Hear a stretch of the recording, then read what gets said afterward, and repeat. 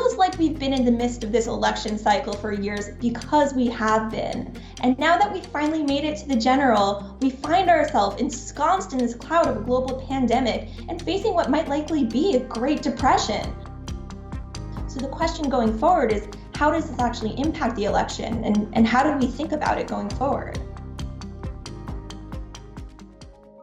In a normal world, the election would be the main driver of the news for the next 6 months. It would be all we'd hear. There'd be crazy graphics on CNN and MSNBC, but clearly that's not the case right now.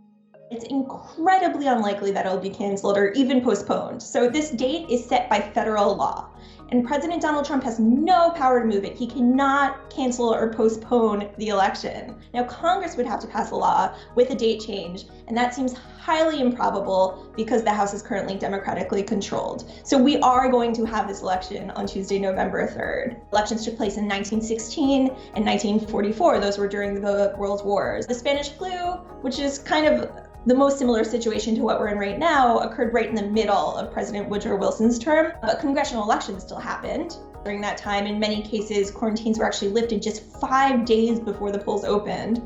What is interesting is there's an amendment in the Constitution that mandates that, and I quote, "The terms of the president and the vice president shall end at noon on the 20th day of January." No matter what happens, President Donald Trump and Vice President Mike Pence are going to be required constitutionally to leave the office. So under normal circumstances, the Speaker of the House would be next in line for the presidency, and that would be Nancy Pelosi. She would become the president.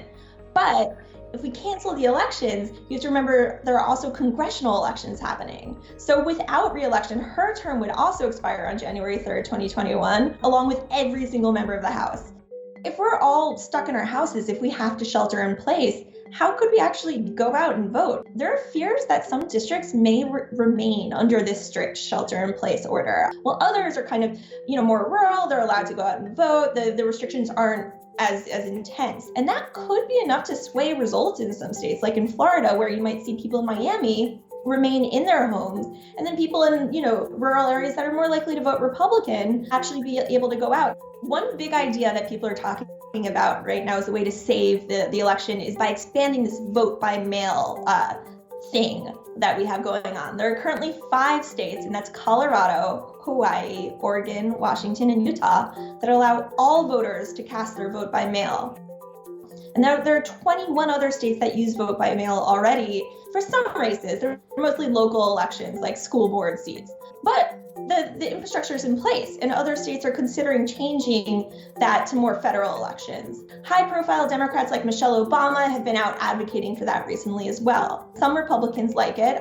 Florida Governor Ron DeSantis, for example, has spoken in favor of vote by mail. There is one prominent Republican who does not like it, and that is President Donald Trump, and he has spoken out against it very publicly. Some of the claims he's made about it are false. He's claimed that it leads to a significant increase in voter fraud, which is actually not the case. Because the things with bundling and all of the things that are happening with votes by mail, where thousands of votes are gathered, and I'm not going to say which party does it, but thousands of votes are gathered and they come in and they're dumped in a location, and then all of a sudden you lose elections that you think you're going to win.